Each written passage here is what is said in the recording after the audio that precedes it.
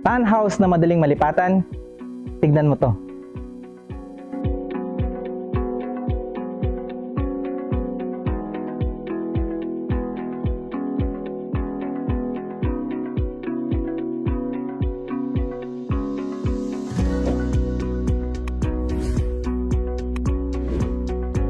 Magandang araw.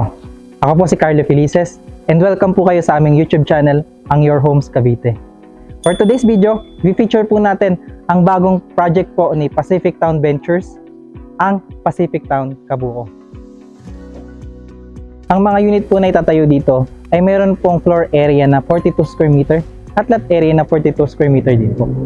And ang kagandahan po dito, pre-selling pa po ito at napakamura pa. So, tignan po natin ang kanilang unit. So, pagdating po kay Pacific Town, kasama po palagi dyan ang mga gate at saka mga fences po nila. So, pagpasok po natin, ito po ay sample ng end unit po nila. And normally po sa inner natin, meron lang po tayong space para sa parking area natin.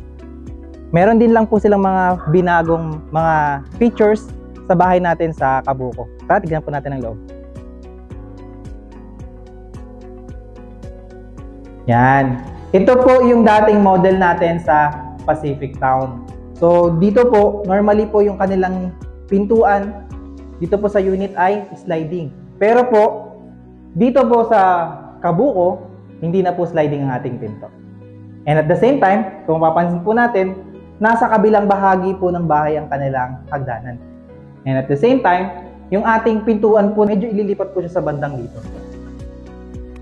So technically, mapi-free up po yung space nyo dito. At dito po sa ating kitchen, ganun pa rin naman po. Finish na po yung pagkakagawa ng ating countertop and nandito na rin po yung sink at may cabinet din po sa baba. So tara! So ngayon, nandito po actually yung pintuan nating CR sa Kabuko. Pero tignan na rin po natin ang turnover. Ganito na rin po yun. Naka-PVC po ang pinto and nandiyan na rin po ang lavatory at toilet po natin. At naka-ready na rin po ang ating shower. So complete na po ang pagkaka-turnover po. Ang turnover po nito, semi-complete na po ito. May mga pintura na, tiles lang po ang wala at partition sa second floor. So ngayon, akitin po natin ang second floor. Dito po, sa unit po na iti-turnover natin, 3 po yung concrete po natin at bakal po yung ginawa nila dito sa may hagdan. Tara! So ngayon, pag-akit po natin, makikita po natin ang space para sa kanilang second floor.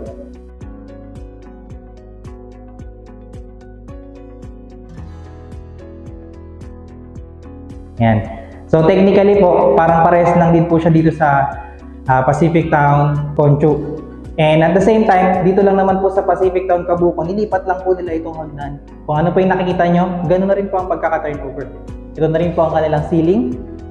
And at the same time, naka-sliding window na rin po ang ating mga bintana. So ngayon, pag-usapan naman po natin ang presyo.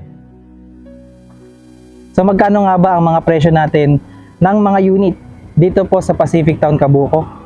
Simulan po natin sa kanilang mga regular units na meron pong lot area na 42 square meter and floor area na 42.34 square meter.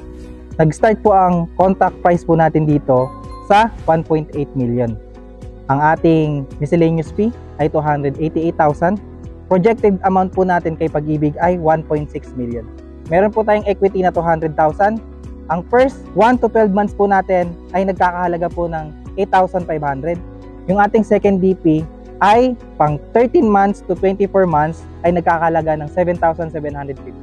Bakit po may second DP? Kasi po, in-stretch po ito nila ng medyo mas mahaba kasi may tendencies po ito na kahit nagbabayad po kayo ng DP, makakalipat na po kayo. So technically po, magsasabay po yung inyong monthly DP at inyong monthly amortization na nagkakahalaga naman po ng 9,182 pesos. Ang ating reservation fee, 5,000 pesos at ang ating required income ay 28,000. Maraming salamat po sa panonood. So, kung kayo po ay naubusan ng mga unit sa ibang pong project po o sa ibang phase po ni Pacific Town, ito po, subukan nyo pong tignan.